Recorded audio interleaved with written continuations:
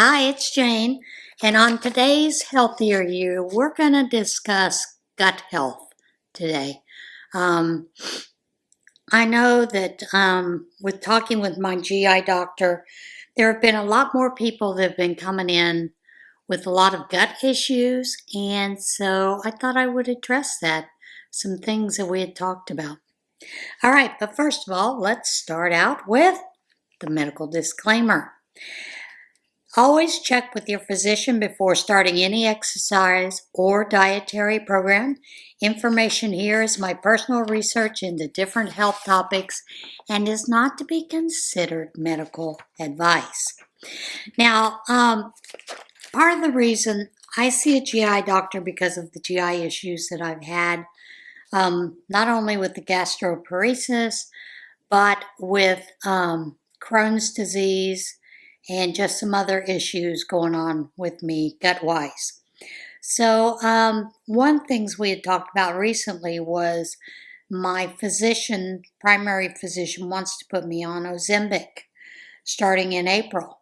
And I had asked her questions about it because I knew with the gastroparesis, I did not want to go into a full-blown gastroparesis again because before it had gotten so bad, we were looking at doing a small bowel transplant because of the issues with it. I was having cardiac issues because I couldn't get the right electrolytes because basically I was starving to death. That's what gastroparesis is. It's a malnutrition disorder. Your stomach stops working. Basically, your stomach does like this little pulsing thing where it breaks down the food so they can go through the rest of your body. Small bowel is where most of your nutrients are absorbed. So I had asked her about the Ozempic because I was afraid it might throw me back into a full-blown gastroparesis. Now, the action of Ozempic is to slow your gut, slow your stomach, slow the process. So she has told me she's seeing a lot more patients being referred to by physicians who are placing their patients on Ozempic, and it is causing what she would call mild gastroparesis, which is exactly what the medication is designed to do. Mounjaro, Ozempic, I'm trying to think of some of the other names. They all do the same thing. So we discussed it, and she said the thing with it is one of those medications. Most likely, once you go off it, you're going to gain all the weight back, which is one of the reasons doctors put you on it, is to help you lose weight, to help get rid of the diabetes, and a lot of other issues. So there's that twofold edged sword there. But then we talked about healthier gut. And so we're going to talk about that. Your gut is the gastrointestinal tract. Its job is to process food from the time it's eaten until it's either absorbed or passed out as stool. The process of the digestion begins in your mouth with enzymes, chemicals that are released to break down the food. Those muscular actions in the esophagus start to break down the food a little bit further, helps move it into your stomach, where that is where chemicals are produced, as well as the pulsation of your stomach muscles to contract and make that into mush so they can be passed down further and absorbed. Now, most of the people do not understand that most of your gut is, that you have a 70 to 80% of your immune system is housed in your gut, what they call microbiome. So that's important for it to be a healthy gut because alterations can cause immune dysregulation leading to autoimmune disorders, all kinds of things. It helps to keep your immune system by teaching your immune system how to recognize foreign invaders, cells that can cause problems. So you want your gut to be strong. You want strong intestinal walls so your body can block those pathogens much easier. So your gut has a flora, and that flora it has healthy bacterial organisms that kill off those invading bacteria, helps to digest the food, produce immune molecules, vitamins, and cancer prevention compounds. So it also helps to regulate your hormonal metabolism. So it is important. You kind of want to keep the idea that your gut is like a very rich garden soil that is infused with compost and earthworms so that your plants can survive in any kind of condition. But if you have a bad gut issue, you're going to have basically a bad soil in your system so your plant doesn't survive.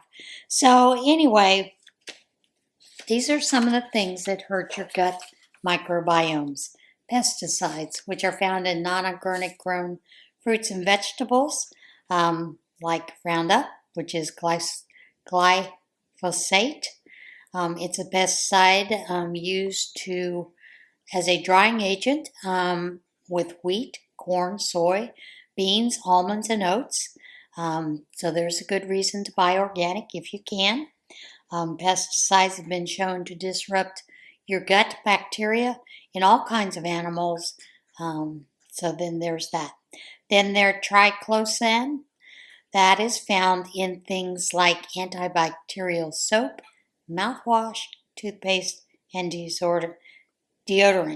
It is absorbed through the skin and gastrointestinal tract, alters those types of microbes that are present in your gut. So they can impair immune regulating activities and cause us to have allergic diseases such as allergies and eczema. Phthalates, PFOAs, and dioxins. These are found in hygiene products, cleaning products, personal care products, pots and pans even. So we found that it alters your gut microbiome, so you also want to be careful of those kind of things.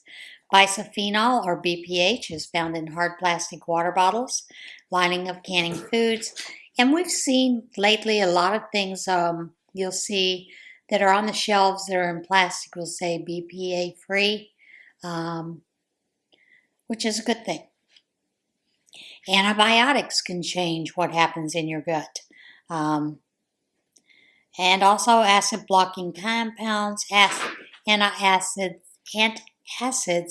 neutralize the acid in your stomach, which is your body's first line of defense against those harmful pathogens.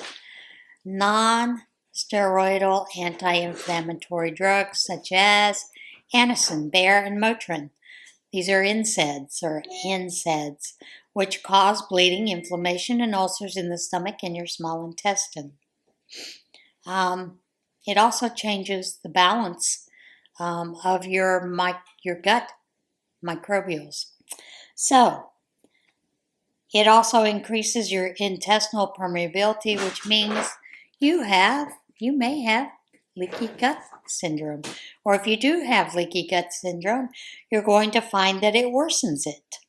Viruses, infections, yeast function, parasites, overgrowth of bacteria in your stomach, those kind of things play a big role in all of that as well. Inflammatory foods are sugar and artificial sweeteners, believe it or not, because bad bacteria feeds on those sugar and bile acids. What they say is conventional dairy, meaning the kinds of dairy that aren't fermented, such as sugary yogurts. Yoplait and Dannons are the worst of those. Shredded cheese, cow's milk. So you want to consume dairy-based products like unsweetened kefir, probiotic-filled yogurts, and raw or grass-fed organic milk, which, if any of you are aware of what's going on, The government is trying to do away with that, being able for people to be able to buy raw milk or grass-fed organic milk as well, which is dangerous for us in our health. So here in Pennsylvania, there is a big issue around this. So yeah. Alcohol. It actually encourages overgrowth of harmful bacteria. And it allows inflammation to happen and allows toxins to enter the bloodstream. Meat, believe it or not, depending on how it's sourced and how often it's consumed. Bacon, sausage, and conventional beef are the worst offenders. Grass-fed and organic meats are far better because they are richer in vitamins, lower in saturated fat, high in omega-3s, and free of the factory pesticides and feed. Most regular meat brands are known for raising their livestock with antibiotics. And there is a reason they do that, because the cows get sick. So they need to give them antibiotics so that they can be stronger cows. Inflammatory oils such as canola, vegetable, safflower oil, soy, and peanut oils are some of the worst. They do contain harmful additives lots of times because they're industrial seed oils. So there's some issue there. And they are derived from genetically modified crops. So they're repeatedly heated. And when they're heated, there are things that become toxic. As many of you know, olive oil is good for cooking, unless you're going to cook in temperatures over 350 degrees. Otherwise, it then becomes a toxic oil to you. And that's above the heat set point for it. So yeah, you kind of have to worry about those things. What you're going to see is it does change your microbes in your gut. So a lot of people are showing up with development of irritable bowel syndrome or irritable bowel disease. So a higher quality oil is much better for you. I do know a lot of people use avocado oil because it has a higher heat point and you can use it in higher heats. Processed foods. These are packaged meats like bacon, beef jerky, sugary treats, prepackaged muffins, cookies, those kind of things that have refined carbohydrates. Because when they are refined carbohydrates, these grains, breads, flours have been stripped of the fiber, which is associated with promoting a fullness in you, as well as balancing blood sugars and feeding your good gut. Some of the worst offenders are coffee creamer, soda pop, fried foods, bacon, sausage, sugary cereal, frozen entrees, restaurant desserts, ready-to-bake pie crust, chips, crackers, commercially baked goods, and commercially made cake frosting, margarine, and low-fat sweets. Many gluten-based products. Back in the day, our grandparents, our older parents, were eating a wheat that was much better.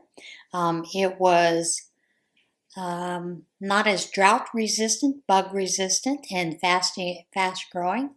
So now we have a hybridized grain. And so a lot of those are some wheat proteins or newer proteins that we don't find in the older forms of wheat plants. So these also lead to part of the problem with your gut problems, systemic inflammation, widespread gluten intolerance, and higher rates of celiac. So believe it or not, we've seen a lot of problems with the newer wheats that have come into play because they've been genetically modified to be drought resistant, bug resistant. We have a lot of stress chemicals that our body produces, such as adrenaline and cortisol. This is something our body puts out. High stress levels are connected with increased activity in what they call the sympathetic tone, muscle contractions of your sympathetic nervous system, which shows that your adrenal system has been working too hard, which can cause chronic disease, cancer, you name it, all kinds of things. So we need to be careful of our stress levels. That's where that meditation and calming deep breaths come into play. So take a little bit of stress out of your life today, guys. Stress also slows your body ability to heal the little tiny fissures in your intestinal lining. It speeds up, slows down the contractions that are in your small intestine. So it affects the food that moves, the rate of your food, how it moves in your body. So we do have foods that can help support our gut health, and those are fiber and plant-based foods. Such things are like Brussels sprouts, artichokes, broccoli, collard greens, kale, asparagus, beets, green beans, acorn squash, lentils, chia seeds, oranges, avocados, garbanzo beans, berries, and edamame. Isn't that how you pronounce that? So the more fiber you have in your diet, the more diversity you'll have in your own ecosystem. Prebiotic-rich foods. These are things that are like raw garlic, raw onion, Jerusalem artichokes, raw dandelion, asparagus, raw chicory root, and unripe bananas, believe it or not. Olipop drinks support your gut health as well. So there you go. There's the positive about Olipop. Probiotic-rich foods are things like fermented dairy products such as kefir, yogurt. Stay away from those sweetened ones. Miso soup, sauerkraut, believe it or not. Kimchi, tempeh, kombucha, tea, fermented meats, fermented fish, and pickled veggies. These are very good for your gut health. Now there's one that they call synbiotics, which is a combination of pre and probiotics that can help you.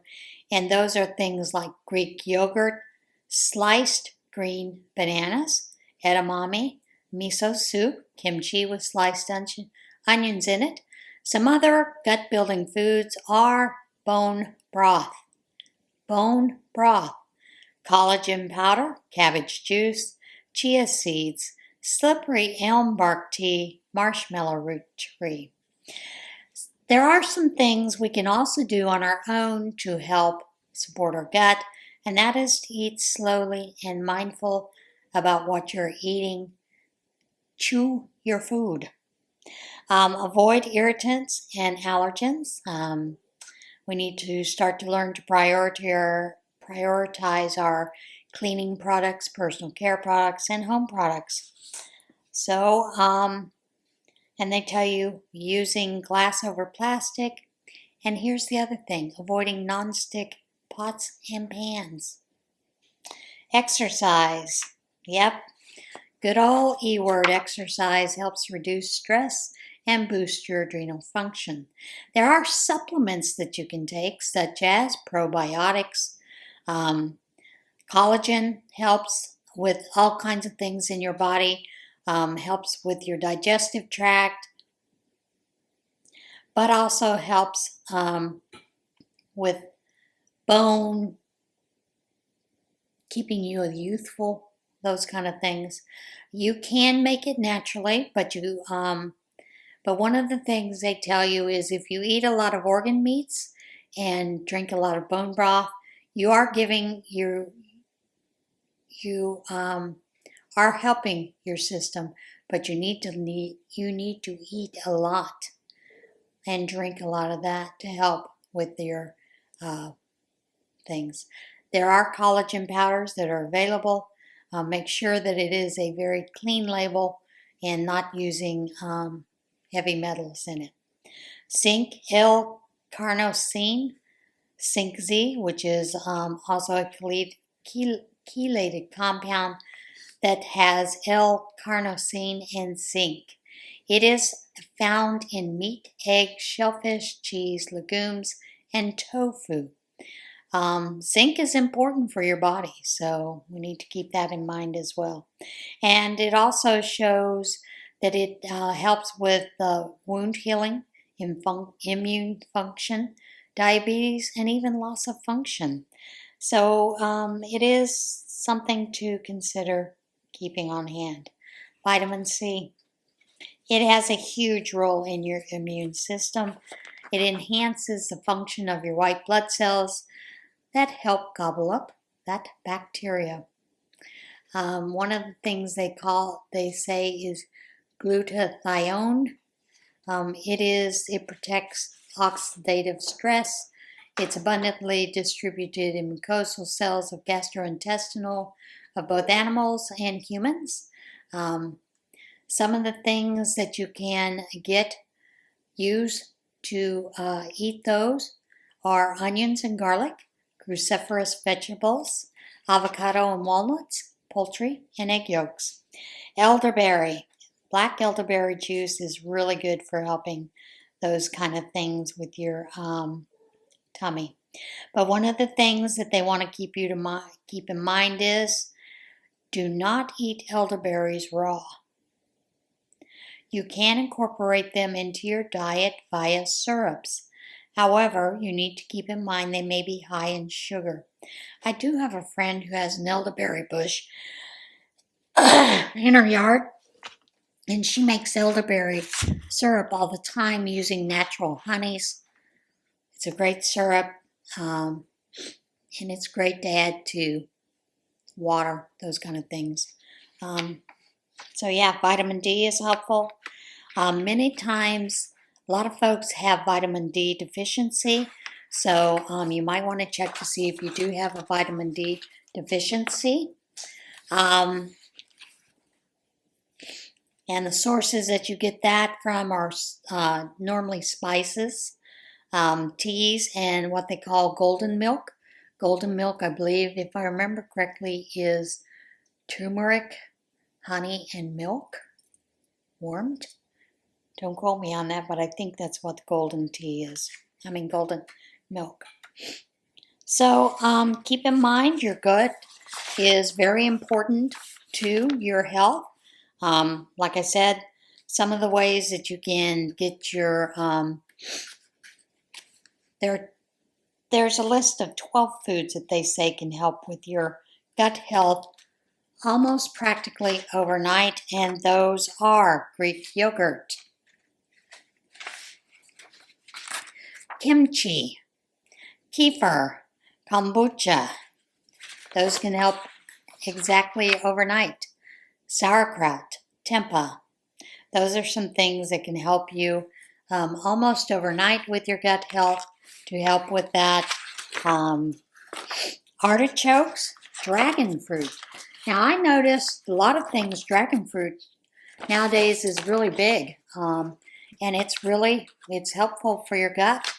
So that is something that you should consider, as well as garlic, mushrooms, oats. But make sure your oats are healthy oats, and try to make sure that they are not extremely processed. Try to get as organic as possible. I do eat a lot of Irish oats, and Irish oats for the most part are pretty much organic. You can find a lot of those that are a little more instant. They're a little more processed, or you can get steel cut oats and cook those. They take a little while to cook, but it's worth it. Soybeans. So yeah, those are some things that you can do to help with your gut health. And yeah, I hope this helped with a lot of things. I have not tried kombucha. I have thought about trying it.